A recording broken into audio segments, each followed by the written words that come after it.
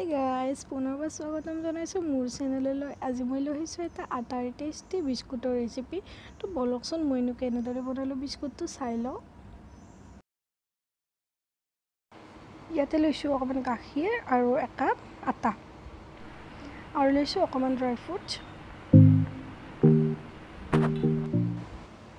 ইয়াতে মই লৈ লৈছোঁ 2 চামুচ বাটাৰ। আপোনালোকে বাটাৰৰ সলনি ঘি ব্যৱহাৰ কৰিব পাৰে। আৰু লৈছোঁ 1 কাপ চেনিখিনি মই গুড়ি কৰি লৈছোঁ।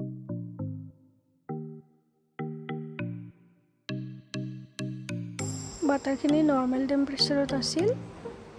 যদি আপোনালোকৰ ফ্ৰিজত থোৱা থাকে তেতিয়া 1 ঘণ্টামান আগত ওলাই ৰাখিব।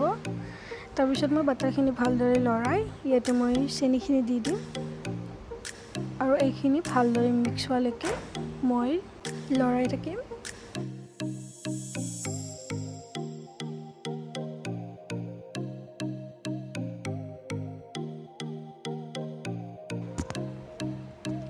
মিশ্ৰণটো অকণমান শুকান হৈ থাকিলে ইয়াতে মই 2 চামুচ ৰিফাইন দি লৈছোঁ। আপোনালোকে ঘি বা বাটাৰ ল'ব পাৰে।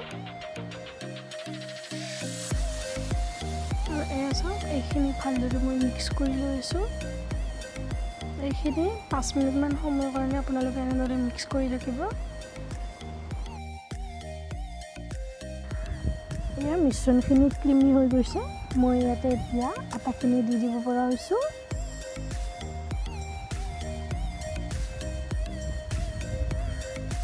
এয়া চাওঁ, মই 1 কাপতকৈ অকণমান কম আটা ব্যৱহাৰ কৰিছোঁ। যদি পিছত লাগে মই এইখিনি দি দিম।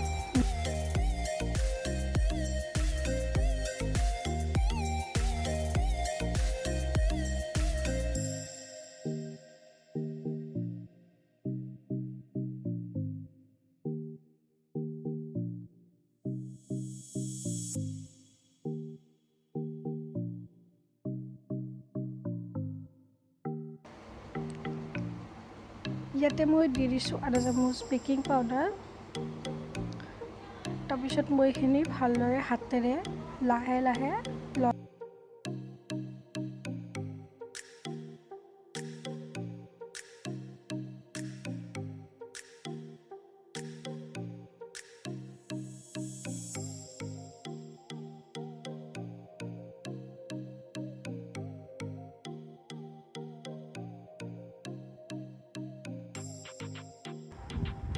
এটা কথা মন কৰিব, যেতিয়া আমি আটাখিনি মঠি থাকিম তেতিয়া খুব সাৱধানে লাহে লাহে মঠি থাকিব।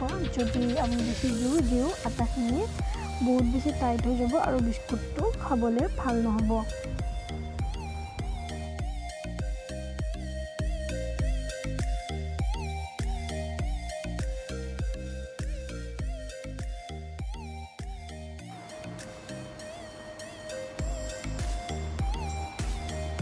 আৰু এনেকৈ দি চাব, যদি আটাখিনি পৰি নাযায় তেতিয়াহ'লে আমাৰ আটাখিনি ৰেডি হৈ গৈছে।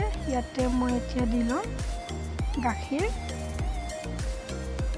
আপোনালোকক যিমানখিনি প্ৰয়োজন হয় সিমানখিনি দি ল'ব।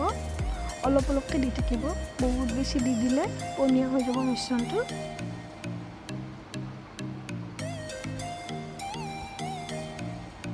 আৰু এনেকৈ খুব সাৱধানে লাহে লাহে লৰাই থাকিব। চাব যাতে মিশ্ৰণটো বহুত টান হৈ নাযায়।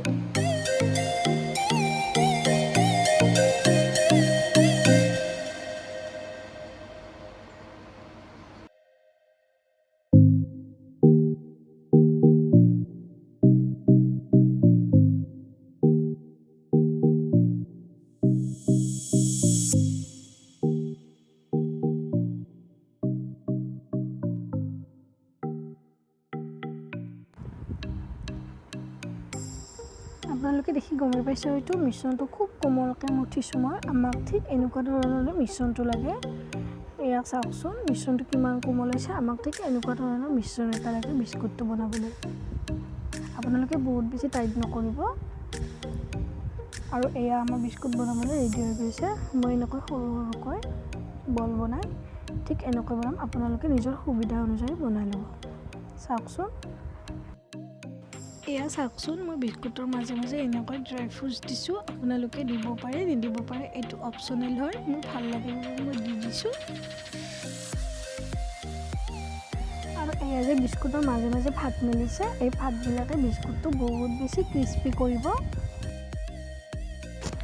মই কেৰাহী এখন গৰম হ'বলৈ দি তাত মই অলপ নিমখ দিছিলোঁ আৰু ঠিক মই এনেকুৱা সৰু চাইজৰ প্লেট এখন মই নিমখখিনিৰ ওপৰত দি দিছোঁ আৰু মই বিস্কুটখিনি এখন প্লেটত কাগজ এখন ৰাখি তাত মই এনেকৈ পাৰি দিছিলোঁ। চাওকচোন ভিডিঅ'টোত দেখুৱাৰ দৰে আপোনালোকে ঠিক এনেকুৱা ধৰণে কৰিব আৰু জুইৰ ফ্লেমটো মই মিডিয়াম কৰি ৰাখিছোঁ। ভাপটো বাহিৰত আহিব নোৱাৰাকৈ মই এনেকৈ ঢাকোন লগাই ওপৰত লোহাৰ এনেকুৱা বস্তু এটা ৰাখি দিছোঁ। এয়া আমাৰ বিস্কুট ৰেডি হৈ গ'ল। চাওকচোন দেখিবলৈ কিমান ধুনীয়া হৈছে আৰু খাবলৈও বিৰাট টেষ্টি হৈছিলে। বিস্কুটখিনি হ'বলৈ মোক প্ৰায় 15 মিনিট সময় লাগিছিলে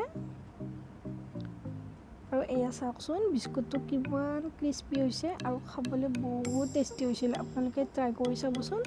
যদি কোনোবাই এনেকুৱা ধৰণৰ বিস্কুট খাইছে তেন্তে মোক জনাবচোন কমেণ্টত। এই ৰেচিপিটো বহুত সহজতে বনাব পাৰি। কম সময়ৰ ভিতৰতে এটা বহুত টেষ্টি ৰেচিপি বনাব পাৰি। আপোনালোকে ট্ৰাই কৰি চাবচোন। যদি ভিডিঅ'টো ভাল লাগিলে তেনেহ'লে লাইক, কমেণ্ট আৰু শ্বেয়াৰ কৰিব আৰু যদি মোৰ চেনেলটোত নতুন হয় মোৰ চেনেলটো ছাবস্ক্ৰাইব কৰি দিব।